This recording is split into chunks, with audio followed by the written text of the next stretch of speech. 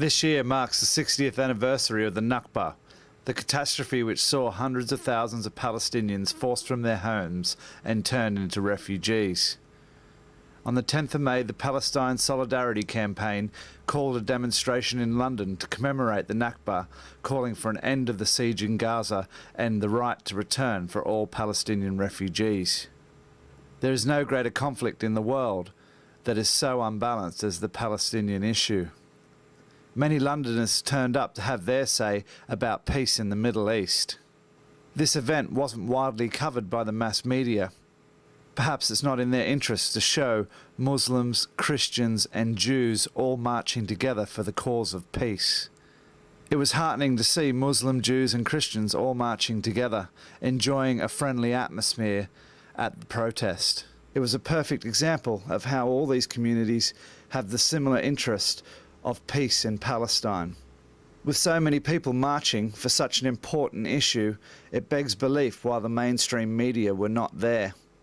It's not often we get good weather here in London, so with the march occurring on the hottest day of the year so far, you might have thought that people might opt for a day in the sun with their families.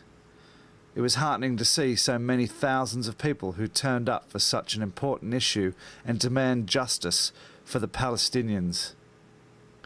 The march was calling on Israel to respect UN resolutions, to allow the Palestinian state to enter into negotiations with Hamas and to stop its aggression with Lebanon. The event, not widely covered by the mainstream media, was well attended. I found it quite heartening to see Muslims, Jews and Christians all marching together in the brotherhood of peace. It is proof that we can get on together and that we share similar ideas and ideals. This is so typical of London, which has the whole world living within its borders. London is an example of how cohesion can exist and prosper. The demonstration called on British leaders to stop supporting the violence of Israel towards its neighbours. The protest was so long that it took over half an hour for it to pass me when I was filming it. So why don't we just speed up the tape a little bit, but you'll get a good idea of how large the crowd was.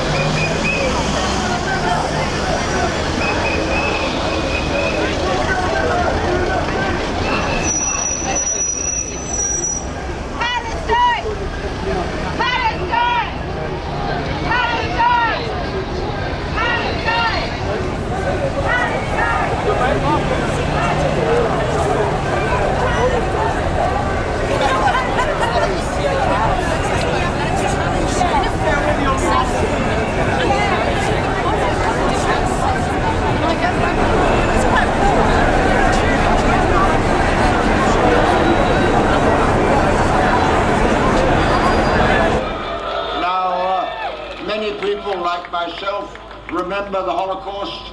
My father brought Jewish refugees from Germany, but nothing that happened then can justify Israel in trying to clear from the whole of Palestine those who have lived there for hundreds of years, to seize the Sheba Farm, the Golan Heights, East Jerusalem, and to starve the people of Gaza into submission.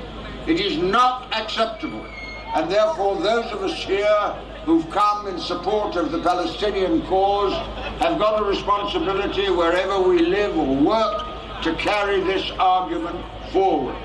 What pleases me immensely now is the fact that wherever you go, people are beginning increasingly to understand what has happened to the Palestinians, the denial of their homeland, the refusal of the refugees to go home, and the treatment of the Palestinians by the Israeli government. Wherever we go, we should talk about it, interest people in it, because as you've just heard, there will never be peace in the Middle East, there will never be peace in the world, unless people are treated decently, and that is what the issue is.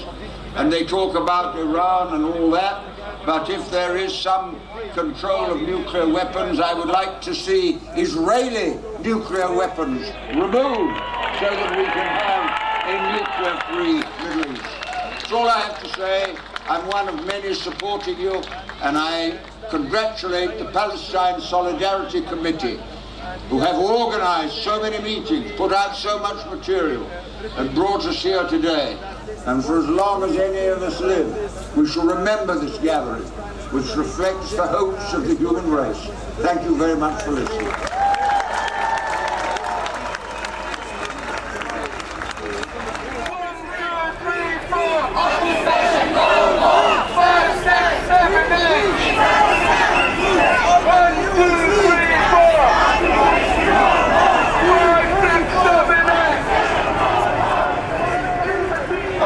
The Stop the War Coalition, can I bring greetings and solidarity to all of you and to all Palestinians everywhere on this tragic anniversary. The media, of course, has been full of articles celebrating the 60th anniversary of the State of Israel. This has been 60 years of ethnic cleansing, of state terrorism, of illegal occupation and of wars of aggression. And when people ask, why does the Stop the War Coalition support the struggle of the Palestinian people? We say, firstly, because it is right, and secondly, because we know there will be no peace and no justice in the Middle East or anywhere in the world without peace, freedom and justice for the Palestinian people. I just want to make 3 quick points to you this afternoon. The first is our solidarity with the Palestinian people must particularly focus on the crisis in Gaza, a humanitarian catastrophe in a state blockaded by Israel. 1.5 million Palestinian people suffering malnutrition, starvation and a health catastrophe. We must demand of our government act now to break the blockade of Gaza and let aid and assistance get through to those suffering people. The second message today is we must denounce the provocations being conducted today against Hezbollah in Lebanon. Those provocations by the supporters of Zionism and American imperialism are aimed at imposing a settlement on the region which would deny to the Palestinian people the right of return. And these attacks against Hezbollah may well be a precursor to a further Israeli aggression against Lebanon.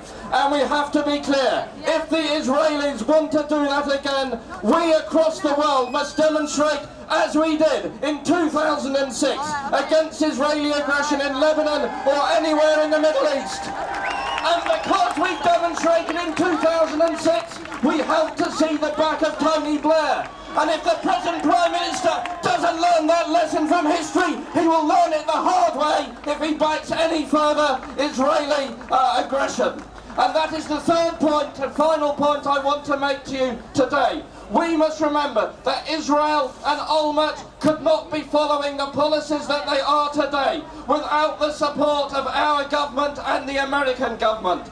Behind Israel stands this unholy trinity of Bush, Brown and the catastrophically miscast Middle East peace envoy, Tony Blair. We must say to our government, get off the backs of the Palestinian people. Stop endorsing Israeli aggression. And we must all unite around the main demands of our time. Not to extend the war in the Middle East against Iran. End the occupation of Iraq and Afghanistan. And freedom for Palestine. Thank you very much.